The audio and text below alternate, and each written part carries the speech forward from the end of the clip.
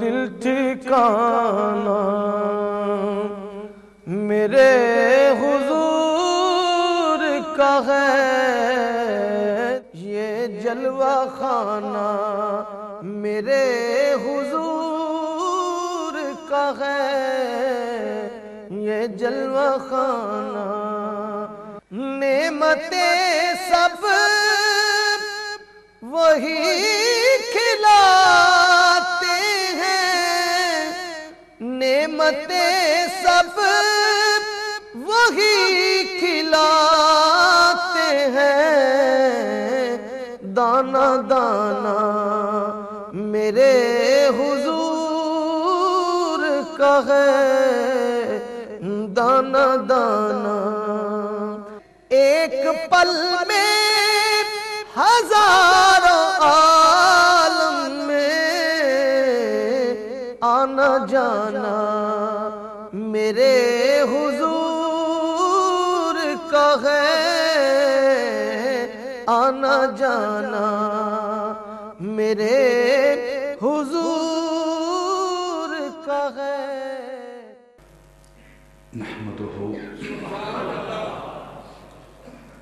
نحمده ونستعینه ونستغفره ونؤمن به ونتوکل علیہ ونعوذ باللہ من شرور انفسنا ومن سیئات اعمالنا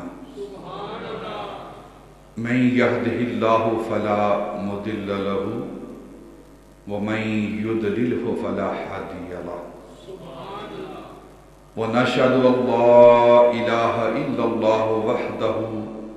لا شريك له ونشهد أن محمدًا عبده ورسوله وما بعد فأعوذ بالله من الشيطان الرجيم بسم الله الرحمن الرحيم قال الله تعالى في كلامه المجيد البرحان الرشید والفرقان الحمید وَلَا تَقُولُوا لِمَنْ يُقْتَلُ فِي سَبِيلِ اللَّهِ أَمْوَاتٌ بَلْ أَحْيَاءٌ وَلَكِنْ لَا تَشْعُرُونَ۔ صدق اللہ مولانا العظیم وصدق رسولہ النبی الکریم ونحن علی ذلک من الشاہدین والشاکرین والحمد للہ رب العالمین۔ وقال اللہ تعالی فی مقام آخر ان اللہ وملائکتہ یصلون علی النبی یا ایہا الذین آمنوا صلوا علیہ وسلموا تسلیما۔ الصلاۃ والسلام علیک یا سیدی یا رسول اللہ وعلی آلک واصحابک یا سیدی یا حبیب اللہ۔ الصلاۃ والسلام علیک یا سیدی یا رسول اللہ وعلی آلک واصحابک یا رحمۃ للعالمین۔ معزز و محترم سامعین، یاران طریقت،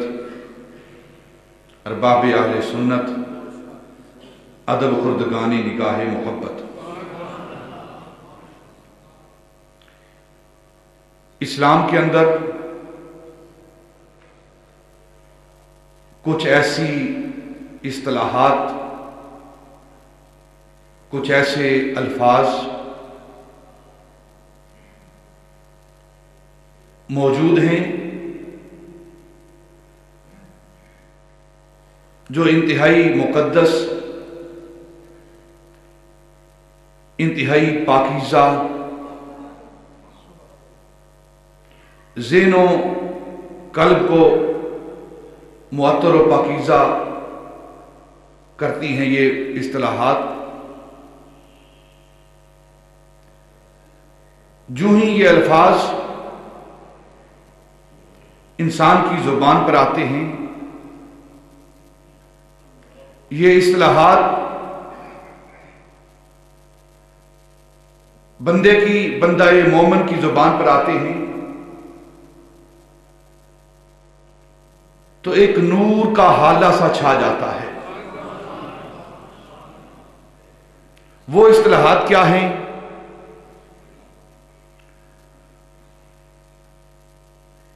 ان الفاظ میں سے، ان اصطلاحات میں سے ایک لفظ نبی ہے، رسول ہے، پیغمبر ہے، صدیق ہے، امام ہے، صالح ہے، ولی ہے اور شہید ہے۔ جو ہی یہ الفاظ انسان کی زبان پر آتے ہیں، ایک عظیم تقدس، پاکیزگی انسان اپنے قلب و باطن کے اندر محسوس کرتا ہے، اور ان اصطلاحات کا، ان الفاظ کا ذکر اللہ رب العزت نے خود قرآن پاک کے اندر فرمایا ہے،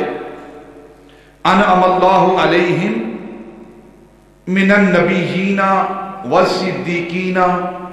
والشہداء والصالحین وحسن اولئک رفیقا۔ ان اصطلاحات کو، ان الفاظ کو اللہ رب العزت نے قرآن پاک کے اندر بیان کیا ہے۔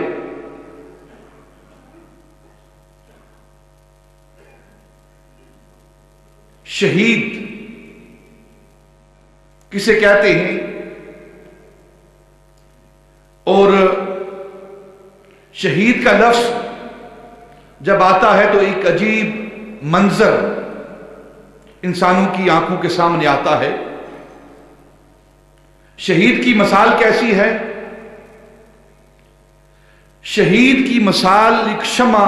کی سی ہے۔ شمع کا کام کیا ہے؟ اس کا عمل کیا ہے؟ شمع خود جلتی ہے،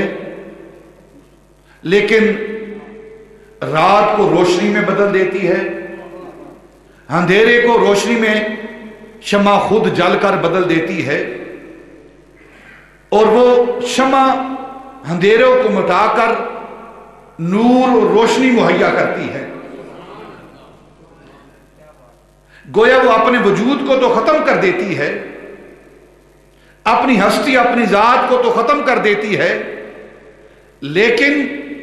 اپنی ذات کے مٹ جانے سے ہوتا کیا ہے کہ اگر کمرے کے اندر جل رہی ہے تو کمرہ روشن ہو جاتا ہے۔ اسی طرح شہید وہ بھی شمع کی مانند ہے، خود خون بہا دیتا ہے، اپنی ہستی کو مٹا دیتا ہے،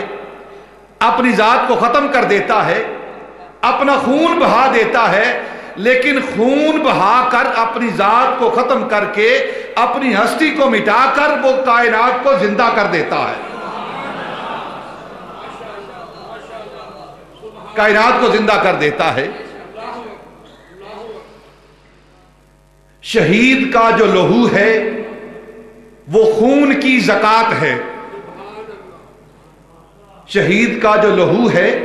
وہ خون کی زکات ہے، شہید کی جو موت ہے وہ قوم کی حیات ہے، وہ قوم کی حیات ہے۔ اور پھر سیدنا امام حسین شہید گلگو قبا، راکب دوش مصطفیٰ، ان کی شہادت کیسی ہے؟ صرف قوم کی حیات نہیں، سیدنا امام حسین رضی اللہ تعالیٰ عنہ نے جو اپنی جان دی ہے، اپنی جان کا نذرانہ پیش کیا ہے، اپنی شہادت دی ہے، اپنے بچوں کی قربانی دی ہے، اپنی اولاد کی قربانی دی ہے،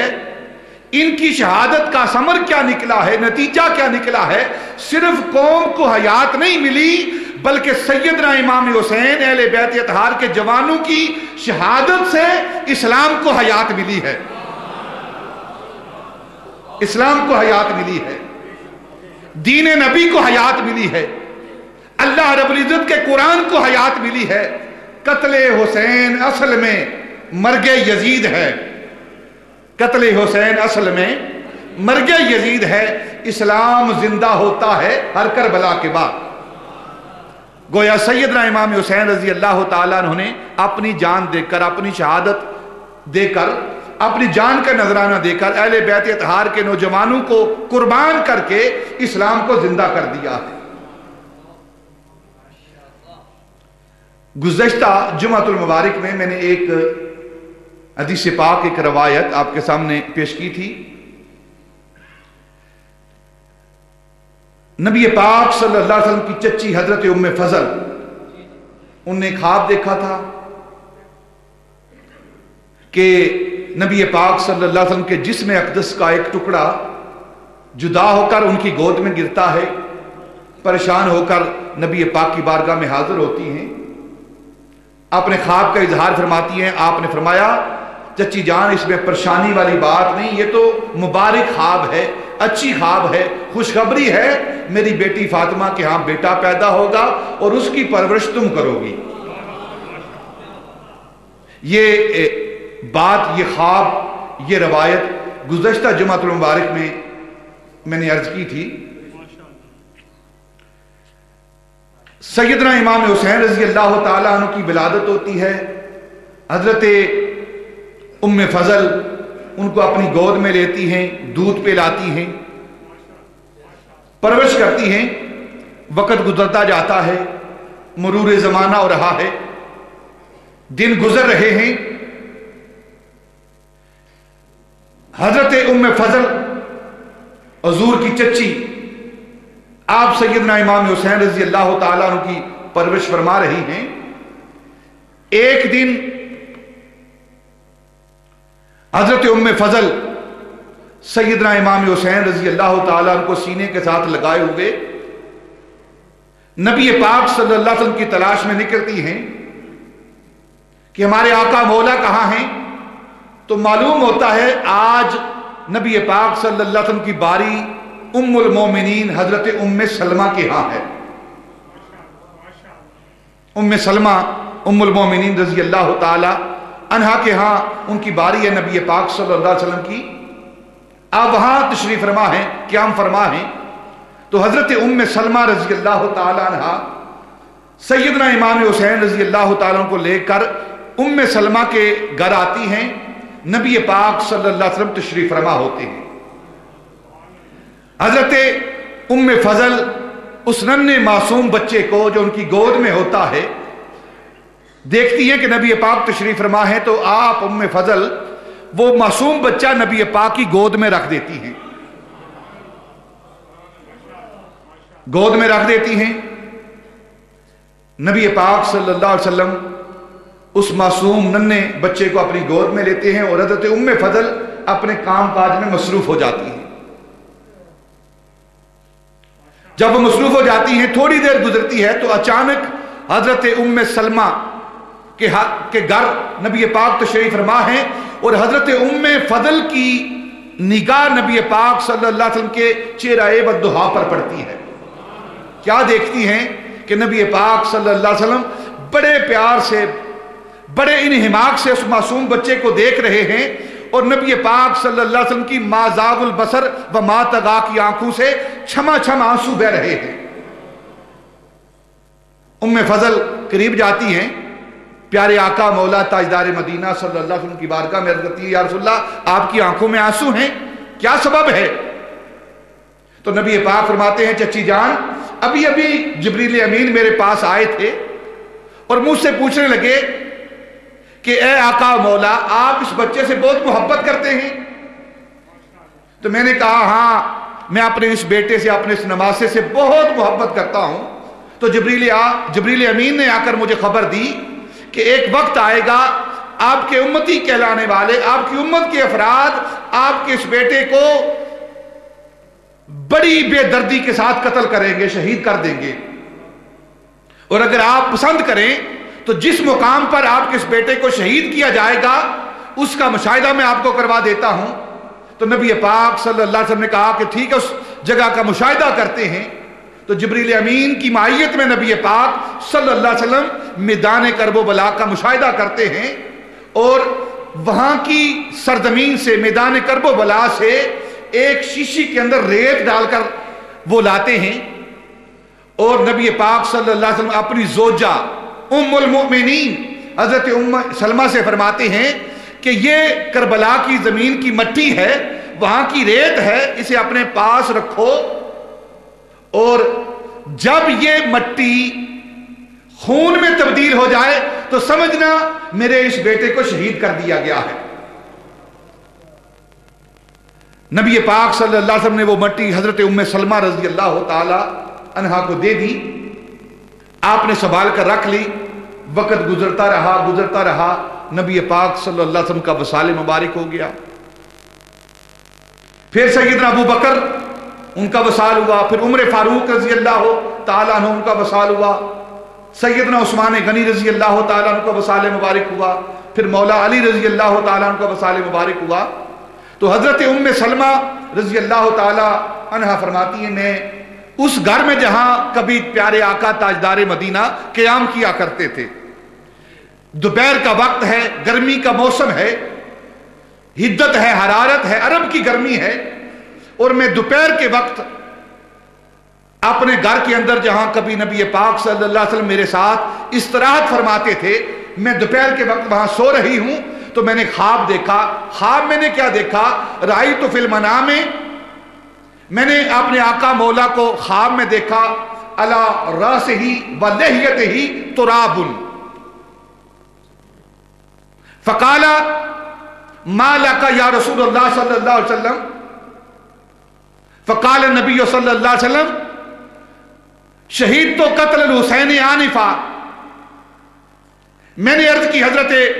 ام سلمہ عرض کرتی ہیں نبی پاک کو خواب کے اندر کہ یا رسول اللہ یہ آپ کی داڑھی مبارک غبار آلود ہے،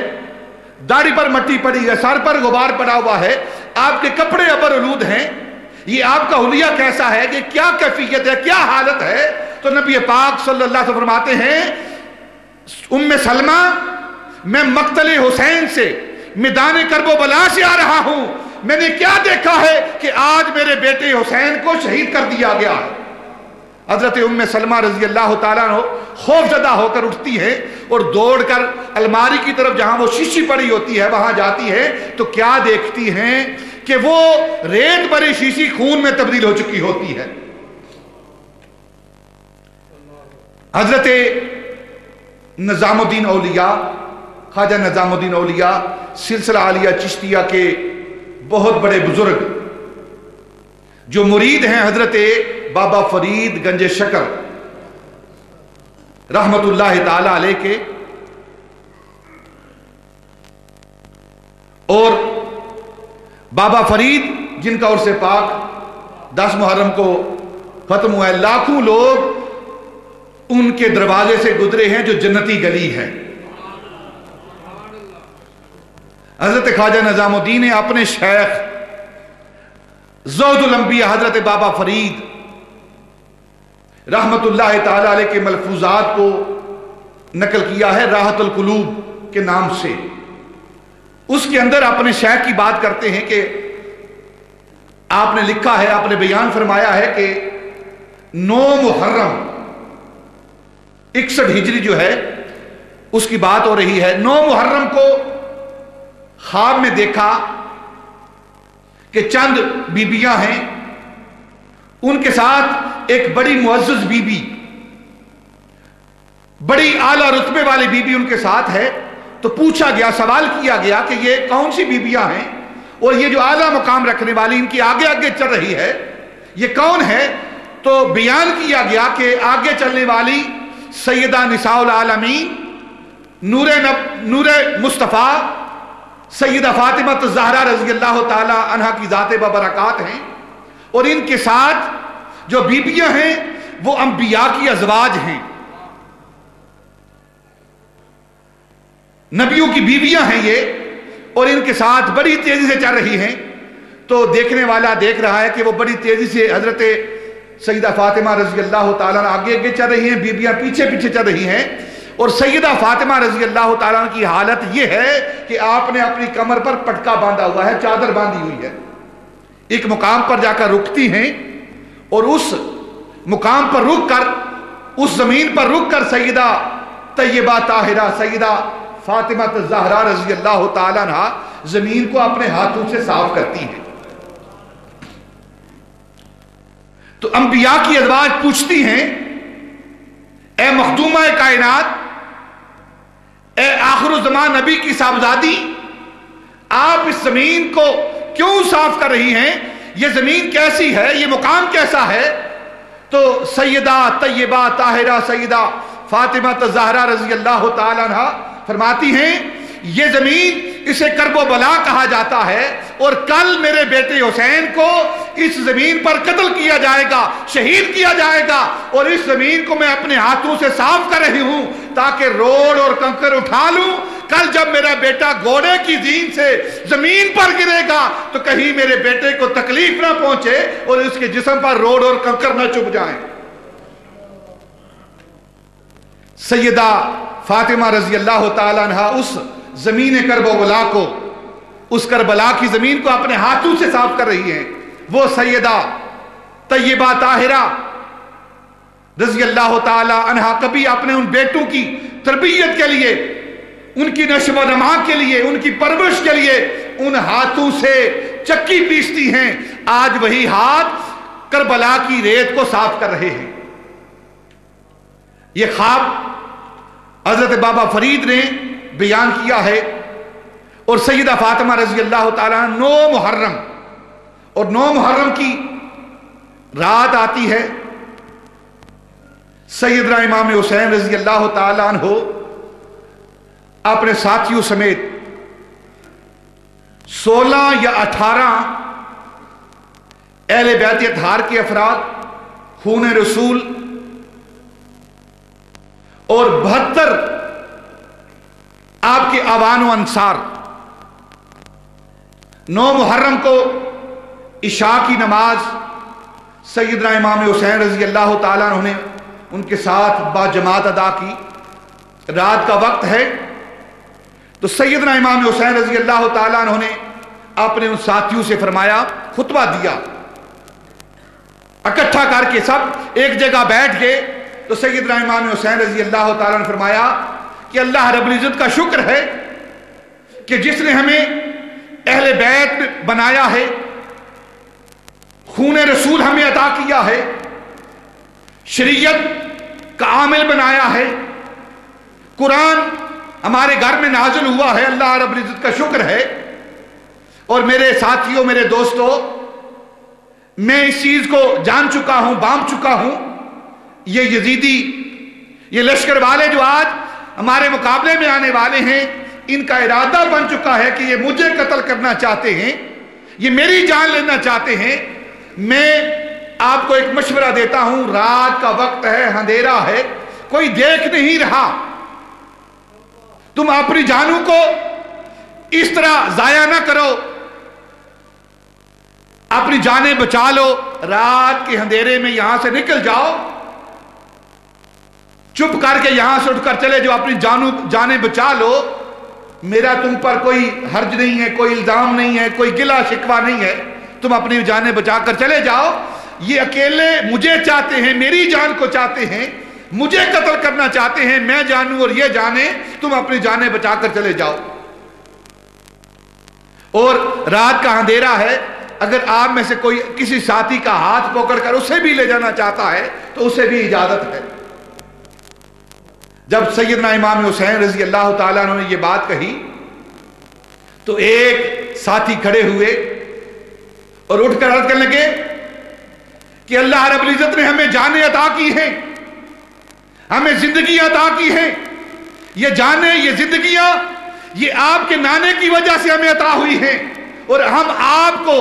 اہل بیت اطہار کو، ان مخدرات عطرت کو، اہل بیت رسول کو اکیلا چھوڑ کر چلے جائیں، یہ ہمارا ایمان گوارا نہیں کرتا، ہم آپ کی ذات پر اپنا سب کچھ قربان کر دیں گے۔ حضرت انس بن حارث صحابی رسول وہ کھڑے ہوئے اور انہوں نے کہا، حسین تم یہ چاہتے ہو، تم یہ کہہ رہے ہو کہ ہم آپ کو اکیلے چھوڑ کر چلے جائیں، ہم نے اپنے کانوں سے اپنے آقا مولا کا، آپ کے نانا جان کا فرمان سنا ہے کہ ایک دن آئے گا میرے اس بیٹے کو کربلا کی زمین پر شہید کیا جائے گا۔ اے سننے والوں، جو تم میں سے اس وقت موجود ہوگا، تمہارا یہ حق بنتا ہے کہ میرے اس بیٹے کی مدد کرنا۔ اس فرمان کو سن کر بھی ہم چلے جائیں، ہم اپنا سب کچھ قربان کر دیں گے، اپنی جانیں قربان کر دیں گے، اپنی اولادیں قربان کر دیں گے، اپنے مال کو قربان کر دیں گے، لیکن آپ کو اکیلے چھوڑ کر نہیں جائیں گے، ہم آپ کے ساتھ اپنا سب کچھ قربان کر دیں گے۔ جب سیدنا امام حسین رضی اللہ تعالی عنہ نے اپنے ان جان نثاروں، ان فداکاروں کی باتوں کو سماعت کیا، ان کے جوش اور جذبے کو سنا، تو آپ نے فرمایا اچھا اگر یہ بات ہے تم میرے ساتھ اپنی جانیں قربان کرنا چاہتے ہو، مجھ پر اپنا سب کچھ قربان کرنا چاہتے ہو، تو سنو پھر اس کا اجر کیا ہے، اپنے سروں کو اٹھاؤ، وہ دیکھو جنت کے اندر تمہارے محلات تیار ہو چکے ہیں۔ ساری رات گزر جاتی ہے، صبح 10 محرم طلوع ہوتی ہے، سیدنا امام حسین رضی اللہ تعالیٰ عنہ وہ اعوان و انصار اہل بیت اطہار کے سارے احباب، وہ سارے نور کے مجسمے فجر کی نماز سیدنا امام حسین رضی اللہ تعالی عنہ کی اقتداء میں، آپ کی امامت میں ادا کرتے ہیں۔ دوسری طرف 30,000 کا لشکر، یزیدیوں کا، ابن زیاد کا لشکر، وہ بار بار صبح ہوتے ہی آوازیں نکال رہا ہے، دعوت مبارزت دے رہا ہے، دعوت جنگ دے رہا ہے، حسین آؤ جلدی کرو، یا تو یزید کی بیعت کرو اور یا پھر ہمارے ساتھ جنگ کرو۔ صبح ہوتی ہے، سیدنا امام حسین اپنے ساتھیوں کو وصیت کرتے ہیں، اہل بیت اطہار کے جوانوں کو وصیت کرتے ہیں، خیموں میں جاتے ہیں، مخدرات عطرت، پاک بیبیوں، ان کو وصیت کرتے ہیں کہ میرے جانے کے بعد، آج شہادت کے بعد ایسا نہ ہو کہ کہیں تم بے صبری کا مظاہرہ کرو، جب یہ دشمن ہماری لاشوں پر گھوڑے دوڑائیں گے، کہیں ایسا نہ ہو کہ تمہارے صبر کا پیمانہ لبریز ہو جائے۔ زینب میری بہن، اس سے پہلے، آج سے پہلے مدینہ المنورہ سے لے کر کربلا تک میں نے قافلے کی قیادت کی ہے، آج کے بعد کربلا سے لے کر مدینہ واپسی تک اس قافلے کی قیادت زینب میری بہن تم کرو گی۔ صبر کی تلقین کی، اور پھر سیدنا امام حسین رضی اللہ تعالیٰ عنہ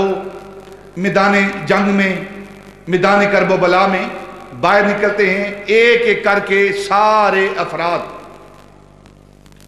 اہل بیت اطہار کے افراد، اعوان و انصار، ایک ایک کر کے سب شہید ہو جاتے ہیں۔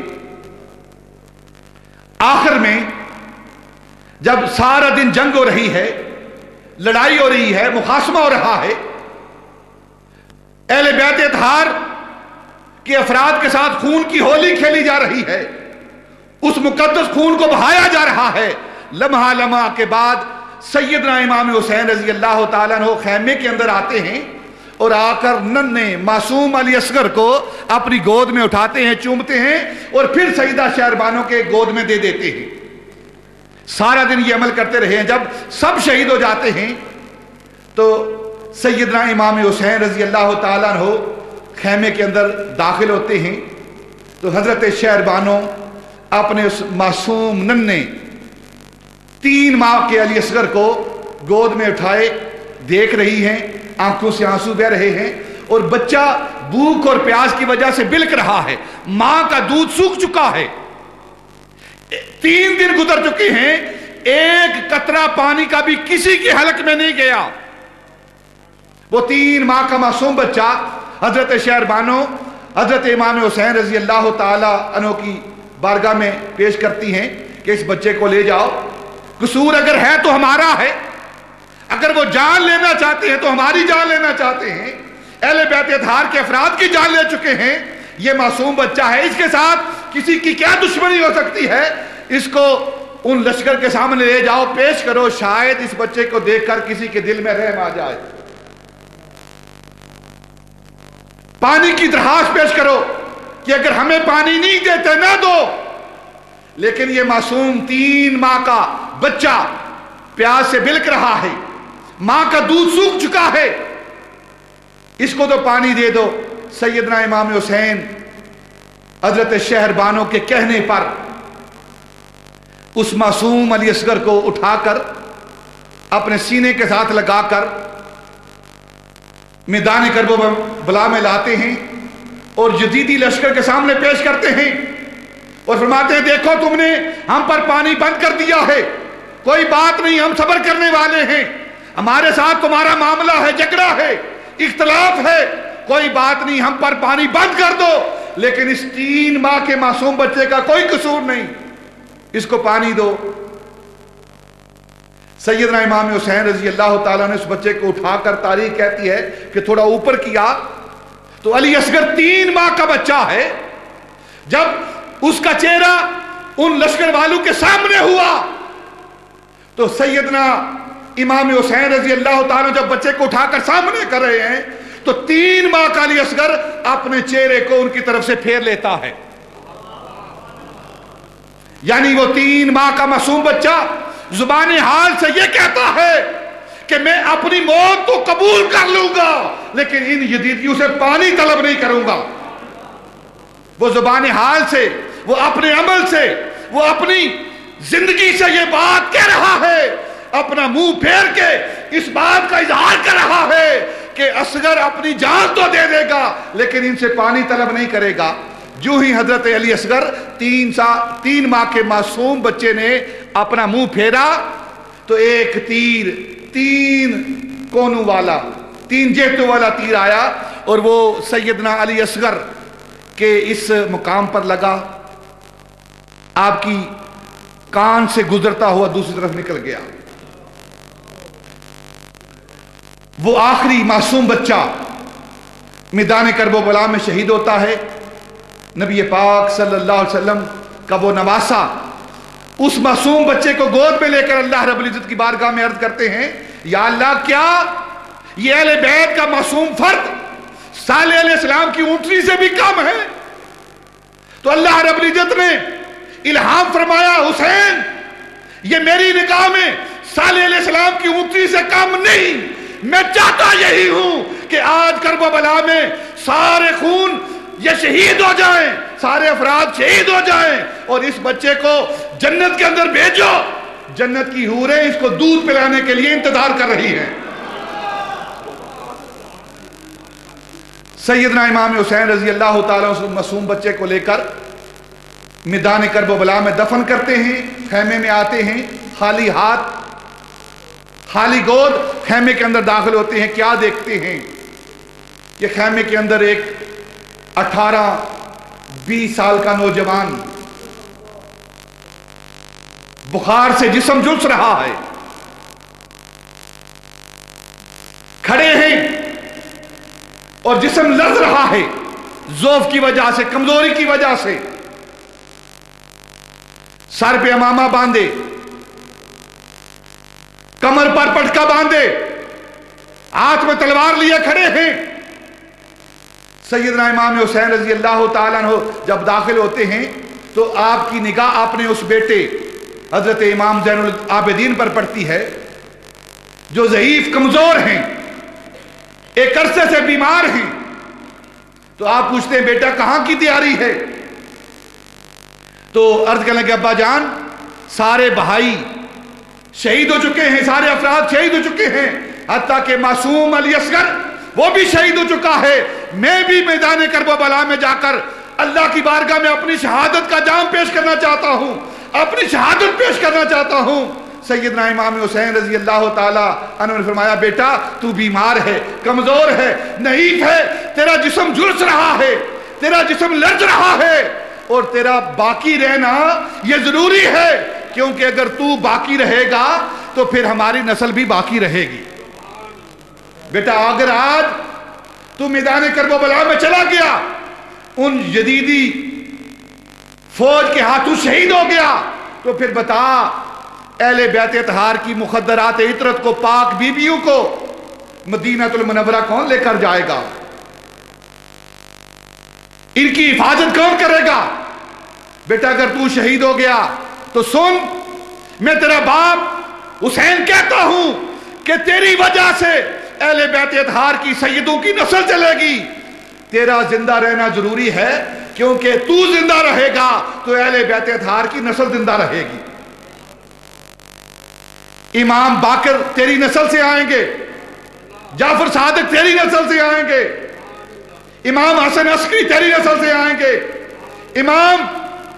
موسیٰ رضا تیری نسل سے آئیں گے، امام نقی اور تقی تیری نسل سے آئیں گے، داتا علی اجمیری تیری نسل سے آئیں گے، خواجہ اجمیری تیری نسل سے آئیں گے، حضرت شاہ نقشبند تیری نسل سے آئیں گے، اور قیامت تک تیری نسل چلتی رہے گی۔ سیدنا امام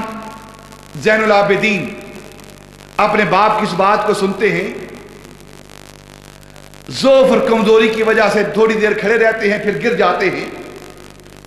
تو سیدنا امام حسین رضی اللہ تعالیٰ عنہ اپنے اس بیٹے زین العابدین کو وصیت کر کے میدان کربلا کی طرف جاتے ہیں۔ کیسی کیفیت ہے، کیسی حالت ہے کہ 3 دن کے پیاسے ہیں، ایک قطرہ آب بھی حلق کے نیچے نہیں اترا، ایک لقمہ خوراک بھی پیٹ کے اندر نہیں گیا، اور پھر آنکھوں کے سامنے ہاتھوں میں اہل بیت اطہار کے نوجوان شہید ہو رہے ہیں، اور سارے دن لاشیں اٹھا اٹھا کر سیدنا امام حسین رضی اللہ تعالیٰ عنہ کی عمر مبارک 55 سال ہے اور کمر کے اندر ضعف آ گیا ہے، لیکن جب اپنی باری آتی ہے تو پھر کیا ہوتا ہے؟ سر پر نبی پاک صلی اللہ علیہ وسلم کی دستار رکھتے ہیں، امامہ رکھتے ہیں، اپنی اماں جان سیدہ طیبہ طاہرہ سیدہ فاطمہ الزہرا رضی اللہ تعالی عنہا کا پٹکا باندھتے ہیں، اپنے باپ حضرت مولا علی رضی اللہ تعالیٰ عنہ کی تلوار لیتے ہیں، اور سیدنا امام حسین رضی اللہ تعالیٰ عنہ میدان کربلا میں ان یزیدیوں کے سامنے نکلتے ہیں۔ جب ان یزیدیوں کے سامنے جاتے ہیں تو اتمام حجت پورا کرنے کے لیے سیدنا امام حسین رضی اللہ تعالیٰ عنہ پھر یزیدیوں کو مخاطب کرتے ہیں، خطبہ دیتے ہیں۔ وہ خطبہ جو سیدنا امام حسین رضی اللہ تعالیٰ عنہ نے میدان کربلا کے اندر دیا، تاریخ کی ساری کتابوں کے اندر یہ خطبہ درج ہے۔ سیدنا امام حسین نے اتمام حجت کیا کہ کہیں کل قیامت کے روز جب یہ یزیدی میرے نانے کی بارگاہ میں جائیں تو اس وقت یہ نہ کہیں کہ ہم نے حسین کو پہچانا نہیں تھا، ہمیں معلوم نہیں تھا کہ حسین کون ہے، کون ہمارے مقابلے میں ہے۔ اس لیے سیدنا امام حسین نے خطبہ دیا۔ خطبہ کیا دیا؟ آپ فرماتے ہیں یزیدی لشکر والو سنو، پہچانو، غور سے دیکھو میں کون ہوں۔ اگر تم دنیا کی دولت جاہ و عظمت کی وجہ سے اندھے ہو گئے ہو تو اپنی آنکھیں کھولو، سنو، اپنے کان کھولو، سنو میں کون ہوں۔ اگر تمہیں نہیں یاد تو میں یاد دلاتا ہوں، میں حسین ابن علی ہوں، میرا نام حسین ہے، میرے باپ کا نام علی ہے، فاطمہ میری ماں کا نام ہے، حسن میرے بھائی کا نام ہے، اور تم مجھے دیکھ رہے ہو یہ میرے سر پر امامہ ہے، اس امامے کو پہچانو، یہ اسی رسول کا امامہ ہے جس کا تم کلمہ پڑھتے ہو، اور یہ کمر پر پٹکا دیکھو، یہ چادر دیکھو، اس چادر کو پہچانو، یہ چادر تطہیر ہے، یہ میری اماں فاطمہ کی چادر ہے، جس چادر کی وجہ سے اللہ رب العزت نے آسمان سے فرشتے بھیجے ہیں اور آیہ تطہیر نازل کی ہے۔ اگر تمہیں یاد نہیں تو یاد کرو، جعفر طیار میرے چچا ہیں، ام کلثوم، رقیہ، زینب میری خالائیں ہیں، حسن میرا بھائی ہے، اور میں وہی ہوں۔ تم نے سنا ہے، رسول اللہ سے سنا ہے کہ نبی پاک میرے نانا نے کہا ہے، میرے ہی بارے میں کہا ہے کہ حسن اور حسین جنت کے جوانوں کے سردار ہیں، میں وہی حسین ہوں۔ اور تم یاد کرو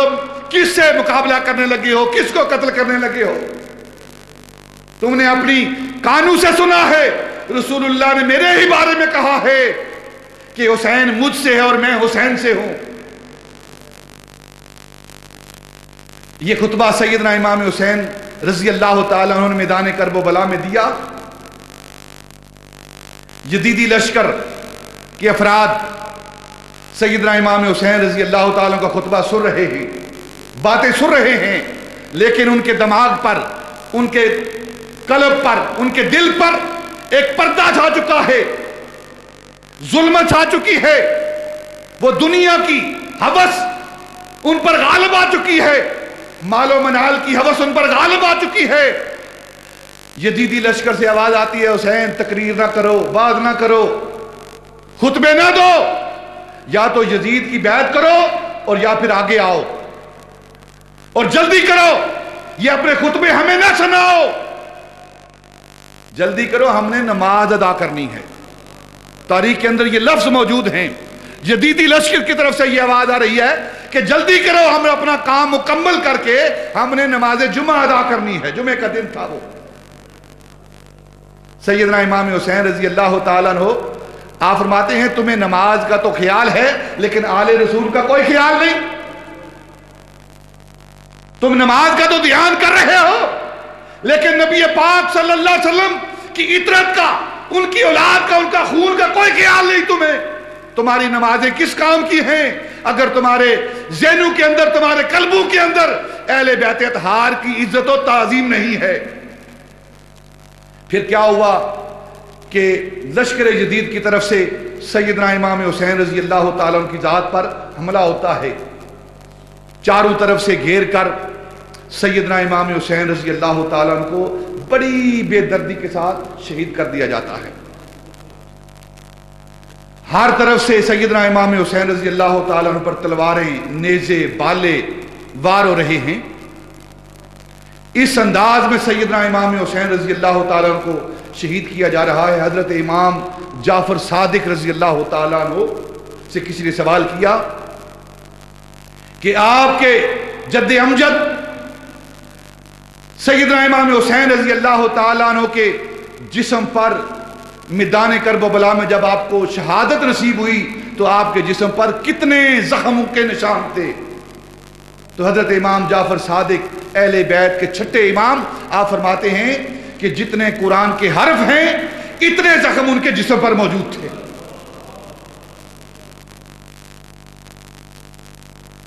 اور حضرت امام موسیٰ کاظم آپ فرماتے ہیں سلام ہو میرے اس جد امجد پر جو 9 منٹ میدان کرب و بلا میں نہ گھوڑے کی زین پر رہا اور نہ فرش زمین پر رہا. جب یہ بات آپ فرما رہے تو پوچھنے والے نے، سائل نے سوال کیا کہ اگر وہ 9 منٹ نہ زمین پر تھے نہ گھوڑے کی زین پر تھے تو کہاں تھے؟ حضرت موسیٰ کاظم فرماتے ہیں کہ میرے جد امجد 9 منٹ میدان کرب و بلا میں وہ ان یزیدی لشکر کے نیزوں کی انیوں پر تھے. ایک طرف سے نیزہ مارا جاتا، ایک طرف سے انہیں نیزہ مارا جاتا، تلوار کا زخم لگایا جاتا، تلوار سے ایک طرف انہیں دھکیلا جاتا تو آپ گھوڑے کی زین سے دوسری طرف جاتے. پھر دوسری طرف کے افراد وہ اپنے نیزے چلاتے، اپنے بھالے چلاتے اور تلواروں کی نوکوں پر اٹھا کر سیدنا امام حسین کو دوسری طرف بھیج دیتے. 9 منٹ اسی کشمکش میں گزرے اور سیدنا امام حسین رضی اللہ تعالیٰ 9 منٹ کے بعد گھوڑے کی زین سے فرش زمین پر آتے ہیں. اور حضرت امام ابن جوزی رضی اللہ تعالیٰ عنہ آپ فرماتے ہیں کہ سیدنا امام حسین رضی اللہ تعالیٰ عنہ کے جسم اقدس پر 131 زخم وہ نیزوں کے تھے اور 40 زخم تلواروں کے تھے. اور سیدنا امام جلال الدین سیوطی رضی اللہ تعالیٰ فرماتے ہیں کہ جب سیدنا امام حسین رضی اللہ تعالیٰ عنہ کو شہید کیا گیا تو اس وقت 3 دن تک آسمان سے خون کے قطرے گرتے رہے اور عراق کی سرزمین پر، مصر کی سرزمین پر، عرب کی سرزمین پر جو بھی پتھر اٹھاتے اس کے نیچے سے خون نکلتا اور 3 دن تک اندھیرا چھایا رہا. سیدنا امام حسین رضی اللہ تعالیٰ عنہ کی شہادت کے دن جب آپ شہید ہوئے، اس کے بعد 3 دن تک سورج نہ نکلا، 3 دن تک اندھیرا چھایا رہا، اور لوگ دن کے وقت اپنی آنکھوں سے آسمان پر تارے دیکھتے تھے، اور 6 ماہ تک سارا آسمان سرخ رہا، یہ سرخی آسمان پر ہی۔ اور حضرت امام ابن جوزی فرماتے ہیں آج بھی جو آسمان کے شفق پر کناروں پر سرخی ہے، یہ کربلا کے شہیدوں کے خون کی سرخی ہے، اس سے پہلے یہ سرخی نہیں ہوتی تھی۔ سیدنا امام حسین رضی اللہ تعالیٰ عنہ کو بڑی بے دردی سے قتل کیا گیا، اور حضرت امام موسیٰ کاظم سیدنا امام حسین رضی اللہ تعالیٰ عنہ کی بارگاہ میں سلام بھیجتے ہیں، سلام ہو میرے اسد امجد پر۔ جب نبی پاک صلی اللہ علیہ وسلم کے اس نواسے پر امام موسیٰ کاظم سلام بھیجتے ہیں، جب اللہ اور اللہ کا رسول سلام بھیجتے ہیں، پھر ہم سلام کیوں نہ بھیجیں؟ السلام علیکم یا شہداء یا نقباء یا سعداء یا اہل صدق والوفاء، السلام علیکم یا مجاہدین فی سبیل اللہ حق جہادہ، سلام علیکم بما صبرتم ونعم عقبی الدار الی یوم القیامہ۔ السلام اے شہیدان محبت کے امام، السلام اے حسین ابن علی تم پر سلام، اے شہیدان محبت کے امام تم پر سلام۔ زندگی ہی زندگی ہے تیری حیات، حیات اندر حیات اندر حیات، لالا گو لالا بدن لالا کفن، اے چمن اندر چمن اندر چمن، تو نے 2 ڈالے جبینے ملت بیدا کے داغ۔ اسلام کا تو دل ہے تو ایمان کا دماغ، فخر سے دل کا دریچہ باز کرنا چاہیے، جن کا تو آقا ہے ان کو ناز کرنا چاہیے۔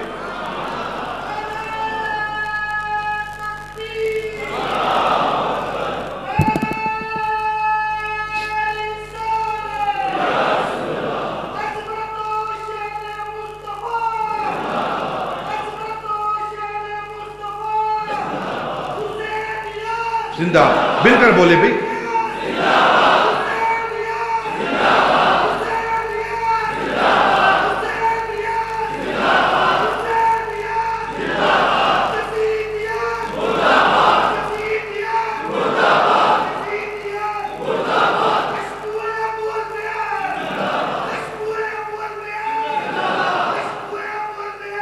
فخر سے دل کا دریچہ باز کرنا چاہیے، جن کا تو آقا ہے ان کو ناز کرنا چاہیے۔ ہم اہل سنت سیدنا امام حسین رضی اللہ تعالیٰ عنہ کو امام مانتے ہیں۔ کچھ لوگ سیدنا امام حسین کے نام کے ساتھ امام کا لفظ نہیں لگاتے، آپ دیکھتے ہیں پڑھتے ہیں ان کی کتابوں کو پڑھتے ہیں، حضرت حسین، اس طرح کے الفاظ، ذکر حسین، امام کا لفظ نہیں لاتے، وہ ذکر نہیں کرتے۔ اس کا سبب کیا ہے؟ اس کی ایک بیک گراؤنڈ ہے، وہ میں آپ کے سامنے پیش کرنا چاہتا ہوں۔ یہ لفظ اتار کے وہ کیا کہنا چاہتے ہیں؟ وہ حضرت امام حسین رضی اللہ تعالیٰ عنہ کو امام نہیں مانتے، بلکہ وہ یزید کو اپنا امام مانتے ہیں۔ لیکن ہم سیدنا امام حسین کو اپنا امام مانتے ہیں۔ ہمارا یہ نظریہ اور عقیدہ ہے کہ ہمارے امام وہ یزید ہمارا امام نہیں، ہم سیدنا امام حسین کو اپنا امام مانتے ہیں، اور اسی لیے انہیں اپنا امام مان کر سیدنا امام حسین کو سلام پیش کرتے ہیں، اور یزید کو اپنا امام نہیں مانتے، اس پر لعنت بھیجتے ہیں۔ کہتے ہیں جی لعنت نہیں بھیجنی، یزید پر لعنت نہیں بھیجنی۔ ایک حدیث پاک یہاں پیش کر کے بات آگے کرتا ہوں۔ نبی پاک صلی اللہ علیہ وسلم کی حدیث پاک، حدیث کی ساری کتابوں کے اندر یہ بات موجود ہے۔ نبی پاک صلی اللہ علیہ وسلم نے فرمایا کہ جو مدینہ المنورہ کے باغوں کو اجاڑے، یہ حدیث پاک ہے، نبی پاک کی حدیث پاک ہے، آپ نے فرمایا جو مدینہ المنورہ کے درختوں کو کاٹے ویران کرنے کے لیے، مدینے کو ویران کرنے کے لیے، مدینے پر خزاں لانے کے لیے، جو مدینے کے درختوں کو کاٹے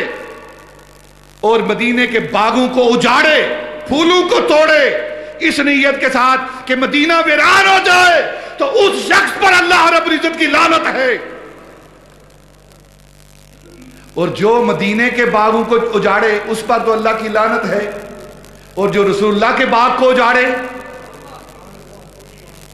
اس پر اللہ کی لعنت نہیں ہے۔ جس نے اہل بیت اطہار کے باغ کو اجاڑا ہے اس پر بھی اللہ کی لعنت ہے، اس لیے ہم یزید کو لعنتی کہتے ہیں، اس نے رسول اللہ کے باغ کو اجاڑا ہے، اہل بیت اطہار کے باغ کو اجاڑا ہے۔ اور پھر میرے آقا تاجدار مدینہ صلی اللہ علیہ وسلم ارشاد فرماتے ہیں کہ کل قیامت کا روز جب سب لوگ میدان حشر میں جمع ہوں گے تو ندا دینے والا ندا دے گا، یا اہل الجمع غضوا ابصارکم ونکسوا رؤوسکم، اے اہل محشر اپنے سروں کو جھکا لو، اپنی آنکھیں بند کر لو، آج محمد کی بیٹی فاطمہ کی سواری گزرنے والی ہے۔ اور حدیث پاک میں آتا ہے سیدہ طیبہ طاہرہ سیدہ فاطمہ رضی اللہ تعالیٰ عنہ کس شان سے میدان معاشر سے گزریں گی کہ آپ نبی پاک صلی اللہ علیہ وسلم کی اونٹنی مبارک پر سوار ہوں گی، میدان حشر کے اندر نبی پاک کی اونٹنی پر سوار ہوں گی، اور سیدہ طیبہ طاہرہ کے ارد گرد 70,000 حوریں ان کو گھیرے میں لے کر میدان حشر سے لے کر گزریں گی۔ اور آپ کی کیفیت کیا ہوگی، حالت کیا ہوگی کہ آپ کے ہاتھ میں سرخ رنگ کے کپڑے، سرخ کپڑے ہوں گے، خون آلود کپڑے ہوں گے، خون آلود کپڑے لے کر سیدہ طیبہ طاہرہ اللہ رب العزت کی بارگاہ میں حاضر ہوں گی، اور اللہ کی بارگاہ میں وہ سرخ خون آلود کپڑے وہ اللہ کی بارگاہ میں پیش کریں گی اور عرض کریں گی، یا اللہ میں نے صبر کیا ہے، لوگوں کے گھروں کے اندر ایک قتل ہوتا ہے، ایک کی جان ہوتی ہے، سارے گھر کے اندر قرآن بچ جاتا ہے،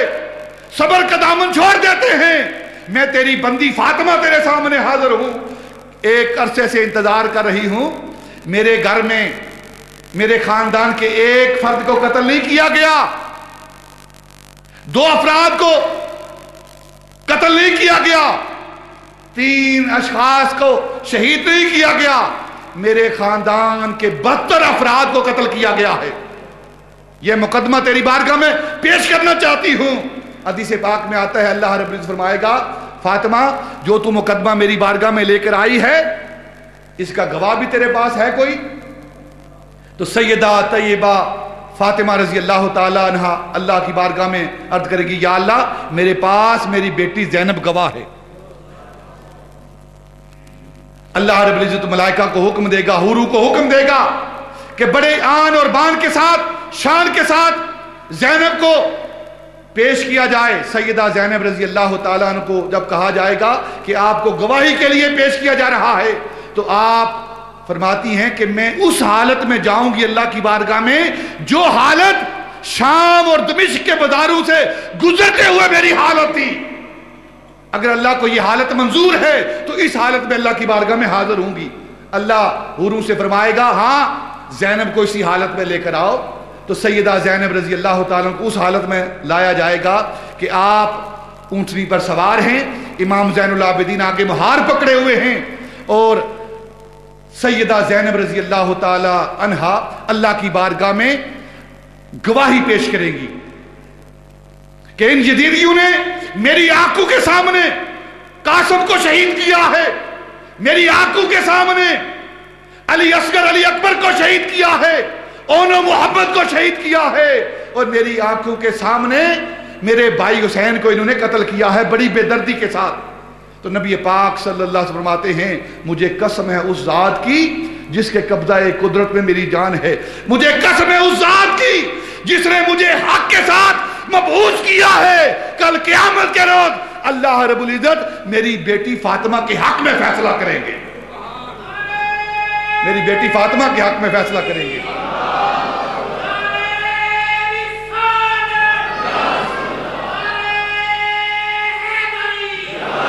نبی پاک صلی اللہ علیہ وسلم کی زبان تو یہ کہہ رہی ہے کہ کل قیامت کے روز اللہ رب العزت میری بیٹی فاطمہ کے حق میں فیصلہ کرے گا، اور کوئی کہے جی وہ باغی تھے. فیصلہ تو ان کے حق میں ہو رہا ہے، تو جس کے حق میں فیصلہ ہو رہا ہے اس کے حق میں بیٹھنا چاہیے، اسے اپنا امام ماننا چاہیے. اور یزید وہ تو دوزخ کا ایندھن ہے، وہ تو دوزخ کا ایندھن ہے، وہ تو لعنتی ہے. اس نے باغ رسول کو اجاڑ کر اپنے گلے کے اندر لعنت کا توق ڈال لیا ہے. آؤ آج اگر امام ماننا ہے تو سیدنا امام حسین کو امام مانو. کل قیامت کے روز ان کے حق میں فیصلہ ہوگا. اور پھر نبی پاک صلی اللہ علیہ وسلم کی کسی حدیث کے اندر یہ بات درج نہیں کہ نبی پاک نے یزید کے بارے میں یہ کہا ہو کہ یہ جنتی جوانوں کا سردار ہے. اگر یہ حدیث پاک ہے، فرمان رسول ہے، تو سیدنا امام حسین کے بارے میں ہے، سیدنا امام حسن کے بارے میں ہے کہ میرے یہ دو بیٹے جنتی جوانوں کے سردار ہیں. آؤ سیدنا امام حسین کی غلامی اختیار کریں، ان کو اپنا امام مانیں، یزید پر لعنت بھیجیں، اور یزید کو اپنا امیر المومنین نہ کہیں بلکہ سیدنا امام حسین کو اپنا امام کہیں. اسی میں نجات ہے، اسی میں فلاح ہے، اسی میں کامیابی ہے. اللہ رب العزت ان باتوں پر عمل کرنے کی توفیق عطا فرمائے. وما علینا الا البلاغ.